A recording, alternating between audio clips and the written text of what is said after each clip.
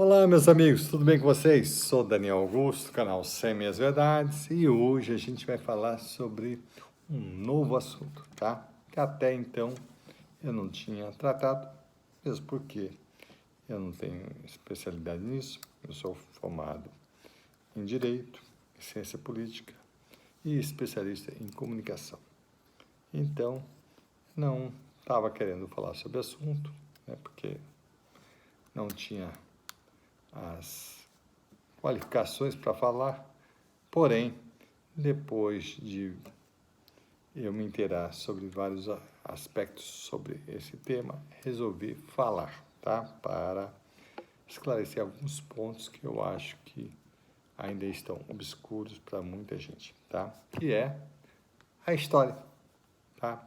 Vou contar a história do Brasil para vocês, não total, evidentemente, sobre os pontos mais importantes, mas antes eu vou falar sobre a história de Portugal, principalmente na parte que diz respeito à questão do descobrimento do Brasil, tá? Então eu vou começar a falar sobre a importância da navegação no mundo.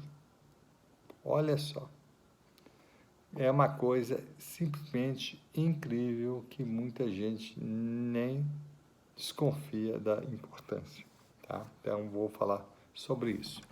Gente, os navegadores portugueses foram os maiores aventureiros do mundo, tá? Talvez não tenham pessoas mais corajosas, valentes no mundo do que os navegantes portugueses.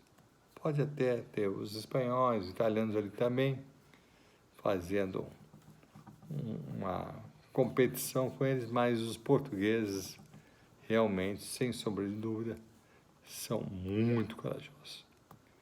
Eles navegaram por vários mares, vários oceanos aí, e graças a eles foram descobertas várias terras nesse mundo. Tá ok? Então vamos lá, vamos entender isso. Evidentemente, eu não vou começar na lógica, na sequência cronológica lá de Portugal, do descobrimento de Portugal, e passando por todos os reis e rainhas, até chegar ao Brasil e depois falar sobre tudo. Eu vou mostrar alguns aspectos, né, da importância que eu acho relevante da navegação portuguesa, tá? Não só para o Brasil, mas para o mundo, tá? Então vamos lá. Vamos lá para 1420 e poucos. Existiam vários navegadores tentando sair de Portugal e descer pela África toda, continente africano, que é gigante, e chegar até as Índias e até a China e tudo mais, Japão e tudo mais, tá? Por quê? Porque eram uma das vias mais assim possíveis de chegar lá. Por quê? Porque o caminho interno estava fechado pelos italianos, tá? Então os italianos, eles, na verdade, era o Império Romano, né?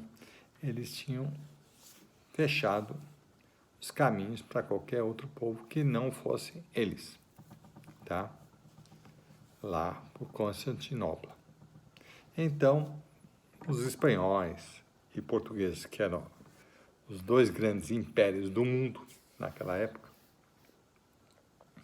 eles buscaram uma alternativa para chegar às Índias, né? A Índia, né? Vamos dizer assim, a China, o Japão e conseguir todas aquelas riquezas, tá? Que eram justamente aquelas especiarias, né? Seda, né? E várias riquezas que tinham naquelas regiões. E aí, para isso, eles precisavam achar um caminho alternativo, que era justamente buscar chegar lá, passando pela África e chegando até lá. Então, eles começaram a imaginar, pô, de repente, eu consigo chegar nas Índias passando por baixo da África. Só que eles não sabiam o tamanho da África, não tinha noção exata. Era 1420 e poucos, eu não tinha noção. Então, os navegadores vão assim, vão tentar. E aí, com isso, um tal de navegador português chamado Gil Yanes, ele foi o primeiro que passou pelo tal do Cabo Bojador. Os outros 15 que tentaram fazer isso não conseguiram passar por esse Cabo Bojador, que na verdade ele fica lá na África, justamente na Saara Ocidental. É um país depois do Marrocos. Marrocos é o mais norte que tem, mais próximo da Espanha e Portugal, e o segundo é a Saara Ocidental. E lá fica o tal do Cabo Bojador. Esse Cabo Bojador é um local que todos os navios não conseguiam ultrapassar esse tal do Cabo Bojador. Por quê? Porque toda vez que passava lá, o navio ele afundava, era arrebentado por baixo e acabava afundando. Tanto que tinha a lenda de que depois disso era o fim do mundo. Todas as pessoas pensavam que o mundo era plano e tinha uma borda em que ninguém conseguia ultrapassar. Caía-se nessa borda e todo mundo morria. Todos os navios afundavam ali. E achava-se que era justamente ali no Cabo do Bojador, que era no Saara Ocidental. Aí, esse tal de navegador português, que recebeu um apoio, né, do infante Dom Henrique, lá de Portugal, que investiu nele, ele resolveu aceitar esse desafio e foi descer lá o tal do Cabo Bojador. Só que ele foi esperto. Quando chegou perto do Cabo Bojador, um pouquinho antes, ele, em vez de descer para o sul, ele seguiu mais para o oeste, ou seja, a parte ocidental. Então, ele conseguiu contornar. Ele foi para lá em vez de ir direto. E aí, ao contornar, ele conseguiu dar a volta e chegar na parte sul do Cabo Bojador. E conseguiu avançar.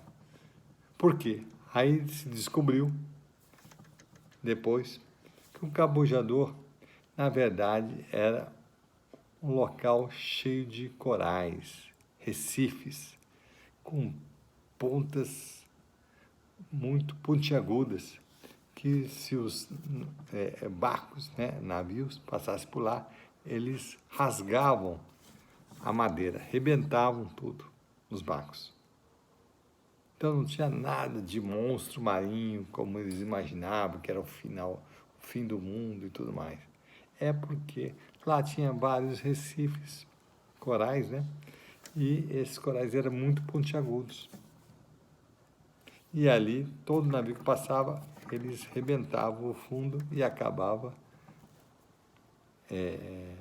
furando esses navios e eles afundavam. E não conseguiam ultrapassar e o pessoal morria. Ok? E por que esses recifes corais? Depois foi descoberto porque, como o Saara Ocidental, ali é puro deserto. Tem muita areia. E a areia assoprada do continente para o mar, essa areia ia sendo depositada justamente no mar, ali perto do litoral. E aí, com isso, ia se transformando em coral, em recife. E aí, todo barco que passava por ali era furado e naufragava. Olha só.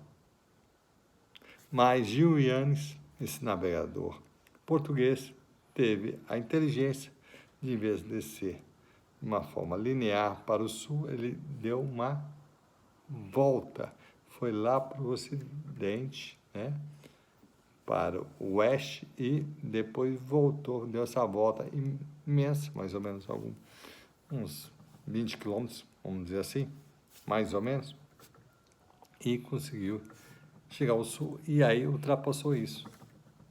E aí descobriu que era possível chegar depois dessa parte do cabujador e viu que não existia o tal do fim do mundo. Era uma lenda, isso. Ok? Então, esse é o principal ponto que vocês têm que entender.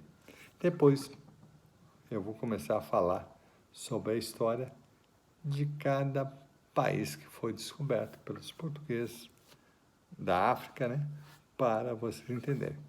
Então, para ficar claro para vocês, até então, até essa transposição do cabujador pelo navegador português Gil Yanes, pensava-se que o mundo era plano, com certeza absoluta, e que tinha um local que acabava o mundo e tinha monstros marinhos e ali ninguém sobreviveria, ok? Então era bem isso.